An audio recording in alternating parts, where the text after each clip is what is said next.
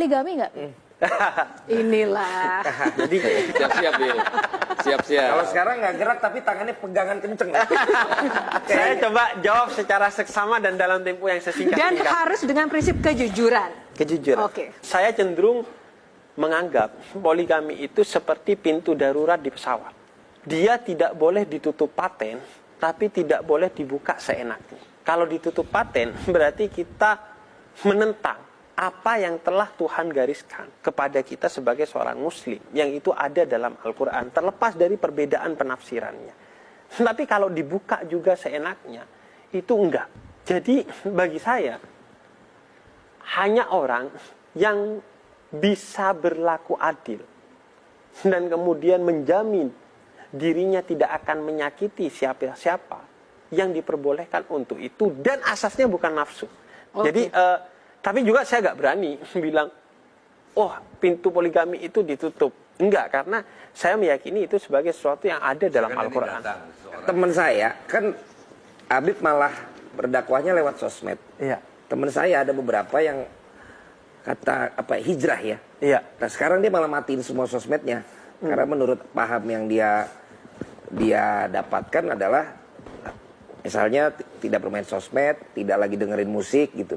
Nah ini bagi saya media sosial itu ya alat yang bebas nilai, tergantung bagaimana kita menggunakannya kan. Tapi bahwa kita harus sedikit membatasi dengan media sosial, iya.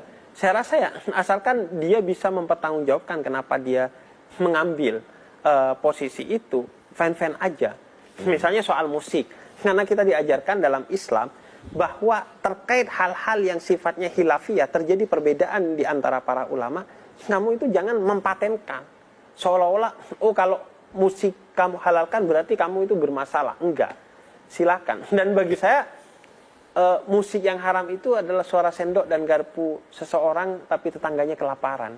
Bagi saya kadang musik itu membantu dakwah, memberi rasa. Kalau ini gimana Bim? Senior kita, penyair kita, Taufik Ismail mengatakan bahwa tinju itu haram. Mukul kepala itu. Iya. Menurut saya olahraga tinju itu haram atau halal? Bagaimana kemudian kita memitigasi itu akhirnya? Tapi bahwa semua olahraga punya resiko itu kan iya, Mbah. Tinggal kemudian bagaimana seiring dengan perkembangan zaman memastikan semuanya baik-baik saja.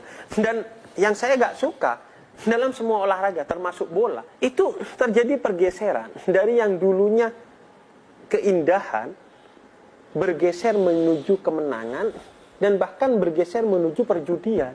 Nah itu begitu juga tinju. Kalau sebagai satu keindahan olahraga fine-fine aja, tapi jangan digeser nih. Oke, terima kasih. Sedikit saja kesempatan Bob yang overthinking. saya singkat saja Bib. Bagaimana dengan teman-teman saya yang menyarankan nanti aja tobatnya pas udah tua? Saya punya bayangan bahwa masa lalu itu milik sejarah, masa depan itu milik Tuhan. Yang milik kita itu detik ini, kita gak bisa memastikan bahwa oh nanti aja tobatnya. Nanti itu bukan milik kita, itu milik Tuhan gitu.